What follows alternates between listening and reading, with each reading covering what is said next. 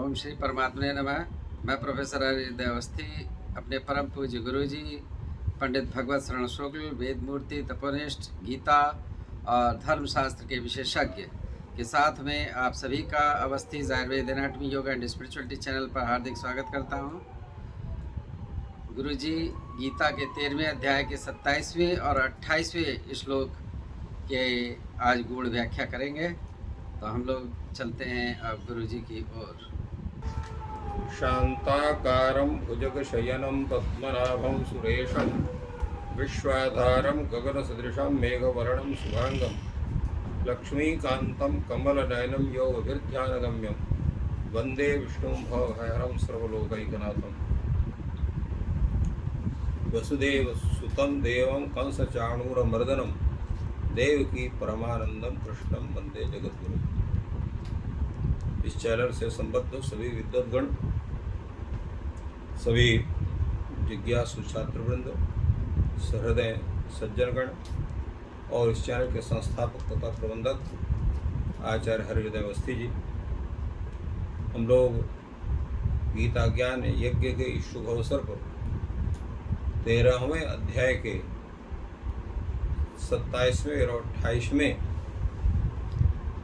श्लोक पर चर्चा करेंगे। कल हम लोगों ने ये चर्चा की थी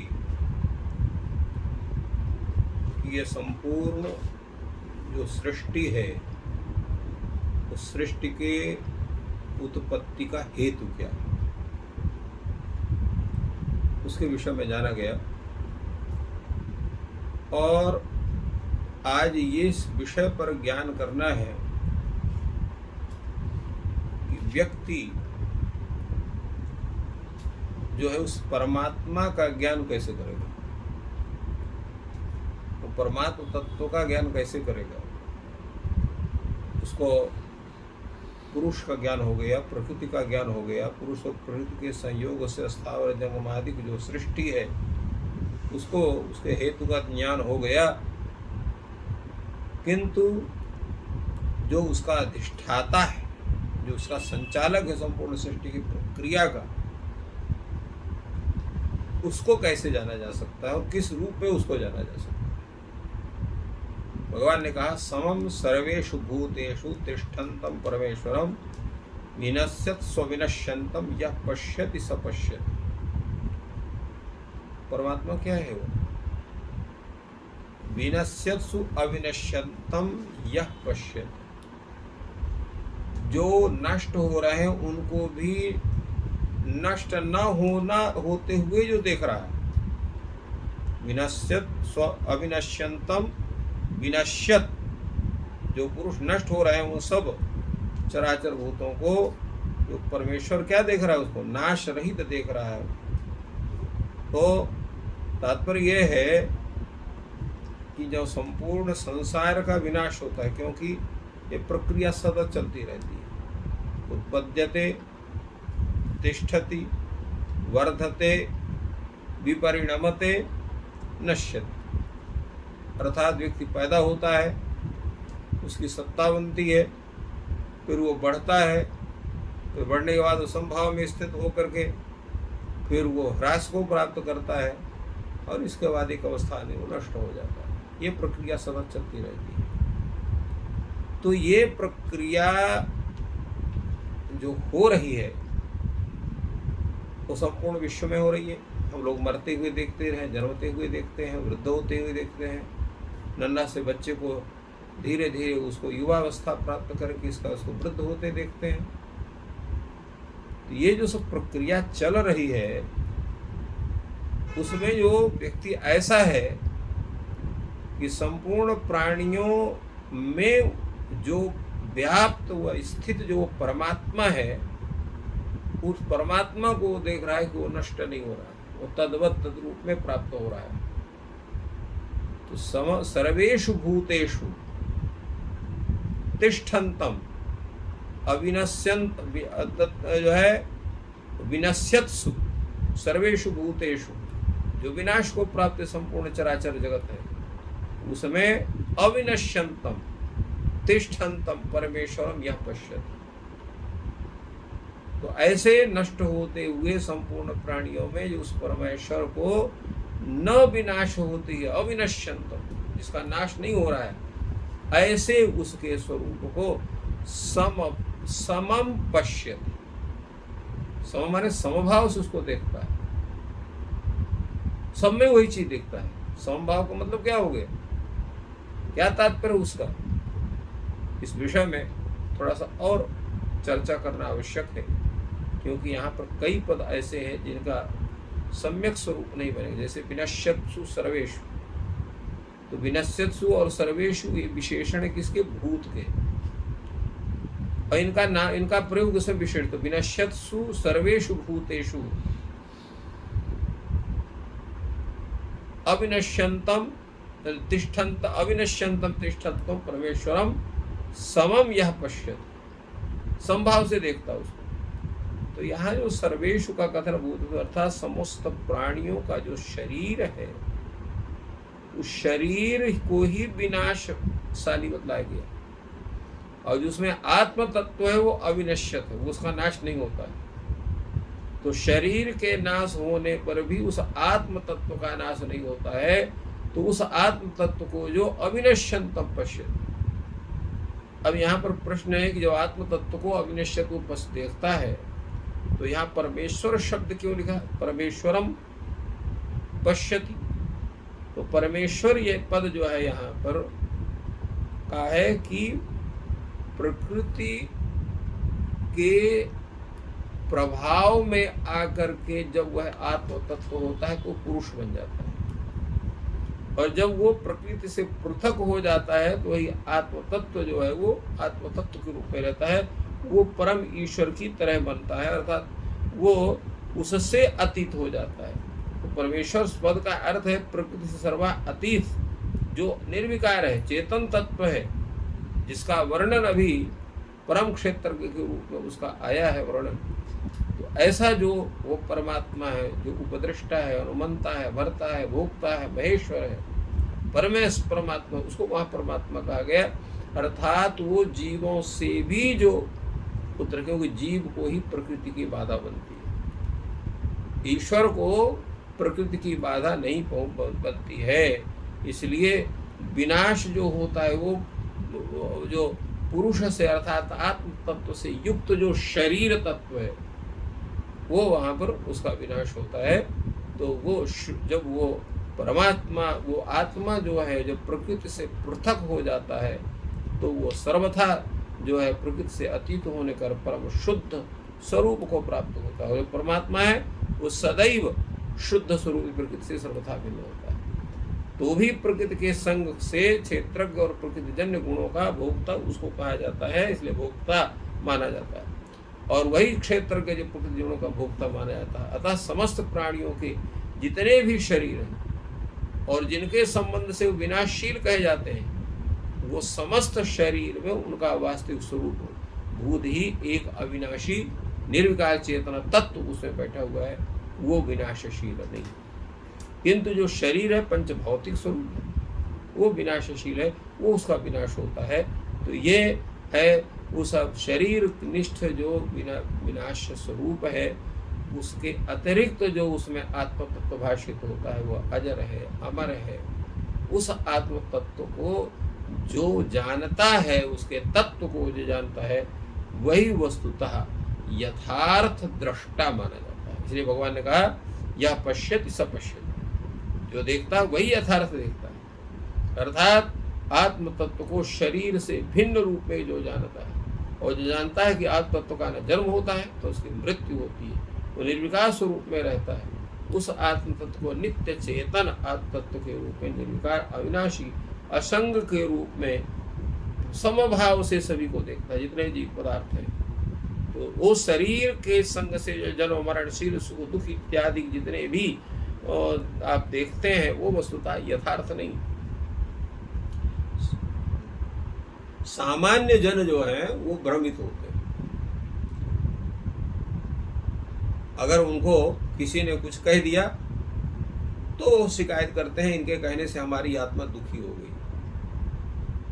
आत्मा दुखी नहीं होती, मन दुखी होता है। किसी के वचन के प्रभाव से आपका मन दुखित होता है, आत्मा दुखित नहीं होता। आत्मा में मन का स्वरूप जो मन से उस सुख दुख के स्वरूप को आत्म तत्व तक पहुंचता है, परंतु मन को ज्यादा कष्ट होता है तो मन के ही दुखी होने पर ही हम अपने को दुखी समझने लगते हैं, मन के ही सुखी होने पर हम अपने को सुखी समझने लगते हैं। परंतु जो परमात्मा को देखने वाला, तत्व को पहचानने वाला जो दृष्टा व्यक्ति है, वह उस परमात्मा के स्वरूप को समभाव से देखता है और जानता है कि आत्म तत्व पृथक है, शरीर तत्व पृथक है। इसलिए सभी प्राणियों में आत्म तत्व को समभाव से देखता है, वही वस्तुतः यथार्थ दृष्टा है, ऐसा भगवान ने कहा। और आगे कहते हैं, समम पश्यन्नि सर्वत्र संवस्थितमीश्वरम नहिनस्त्यात्मनात्मानं ततो याति परां गति। वो मोक्ष की प्राप्ति किसको होती है? अभी आपने बताया कि स्वभाव से जो स्थित होता है वो आत्म तत्व मुख्य है। तो वो जो आत्म तत्व है जो समभाव से सर्वत्र स्थित है और समभाव से ईश्वर को देख रहा है, तो उसकी पर जो है उसको मोक्ष कैसे हो? भगवान कहते हैं कि सर्वत्र समवस्थितम ईश्वरम समम पश्यन्, जो संपूर्ण विश्व में कण कण में उस परमात्मा के स्वरूप को स्थित, संभाव का मतलब क्या है? किसी में अधिक किसी में अल्प, ऐसा नहीं। उस परमात्मा का स्वरूप बड़े जीव में भी उतना है, छोटे जीव में भी उतना है, अत्यंत लघु जीव में भी उतना है, तो सभी में वो उतना ही आत्म तत्व है। इसलिए समम पश्यन्, सर्वत्र संवस्थितम ईश्वरम समम पश्यन्, समभाव से उसको देखता हुआ वो क्या करता है? आत्मना आत्मानं न हिनस्ति, अपने से अपनी हत्या नहीं करता, अपने से अपने को हत्या नहीं करता। मतलब क्या होता है कि अपने आत्म तत्व को जानने के कारण अपने अज्ञान से अपने स्वरूप के भान के अभाव को नहीं होने देता। अर्थात उसके आत्म तत्व का उसको भान होता है, प्रतीति होती कि आत्म तत्व का स्वरूप यही। जब उसको अपने आत्म तत्व का ज्ञान हो गया, परमात्म तत्व का ज्ञान हो गया, तो ततः पराम गतिम याति, तो उसको परम गति प्राप्त अर्थात मोक्ष प्राप्त होता है। वस्तुतः यही है। जैसे जितने भी दर्शन यही कहते हैं कि आप अपने को जानो। अपने को आप कैसे जानोगे?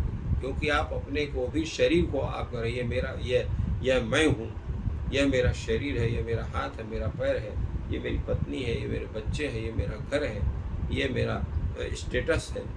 तो इसी में के चक्कर में हम वो जिसको आप हम कहते हैं वो पदार्थ क्या है? शरीर है, मन है, इंद्रियां हैं। कौन आप मैं शब्द से किसका ग्रहण कर रहे हैं? फिर आत्म तत्व क्या है?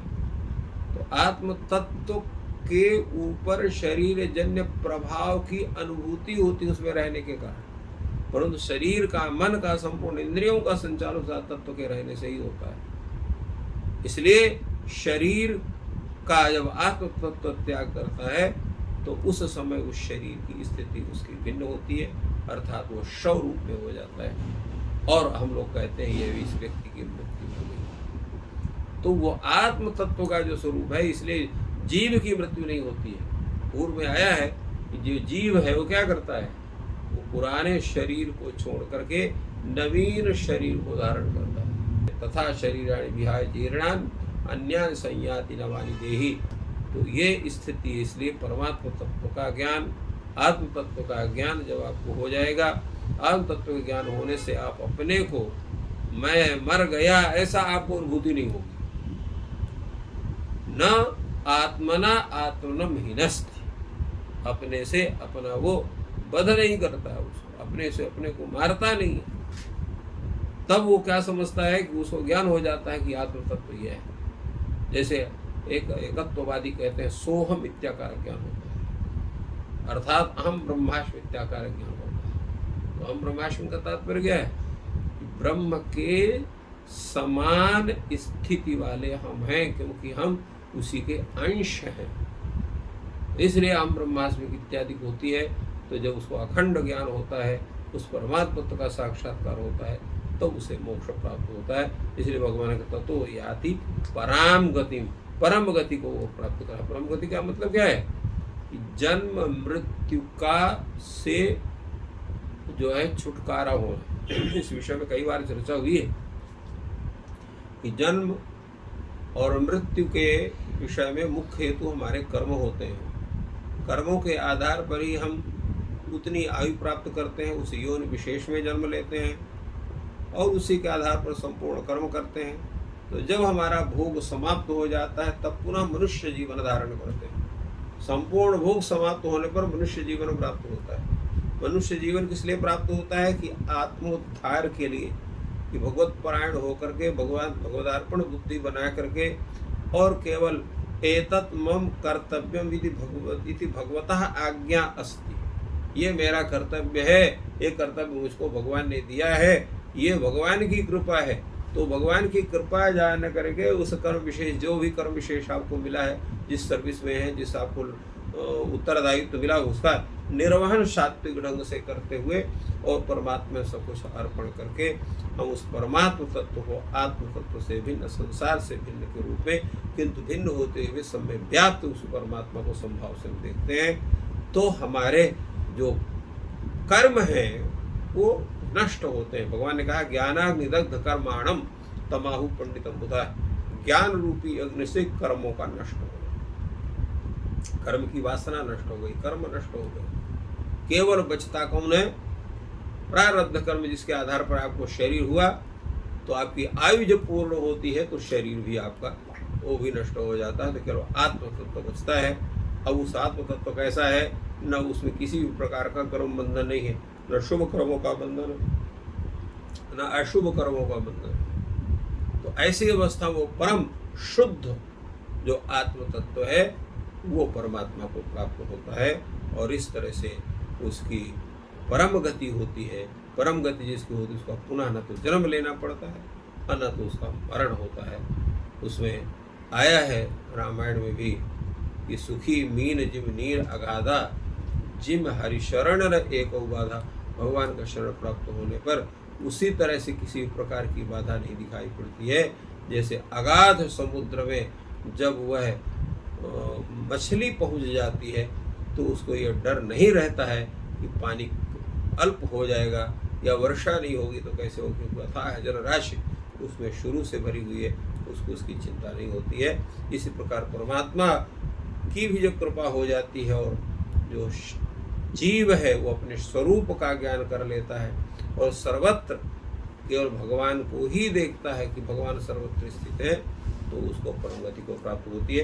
तो इस तरह से भगवान ने हम लोगों के कल्याण के लिए गीता में इस तरह के बतलाया कि परम गति का मुख्य साधन क्या हो सकता है और कैसे वो परमात्मा तत्व का हम ज्ञान करेंगे, आत्म तत्व का ज्ञान करेंगे और संसार में कैसे हमारी विरक्ति बनती है, इसका सुंदर प्रकल्पन, सुंदर व्याख्यान भगवान ने गीता में किया। तो इस प्रकार गुरु जी ने क्षेत्रज्ञ यानी कि प्रकृति और पुरुष और परमपिता परमात्मा जो परम चेतन है उनका बहुत ही सुंदर विवेचन किया और मोक्ष की प्राप्ति कैसे हो सकती है, परम गति की प्राप्ति कैसे हो सकती है, इसका बहुत ही सरल भाषा में विश्लेषण किया। और आपका दिन शुभ हो, ईश्वर आपकी सहायता करें। धन्यवाद।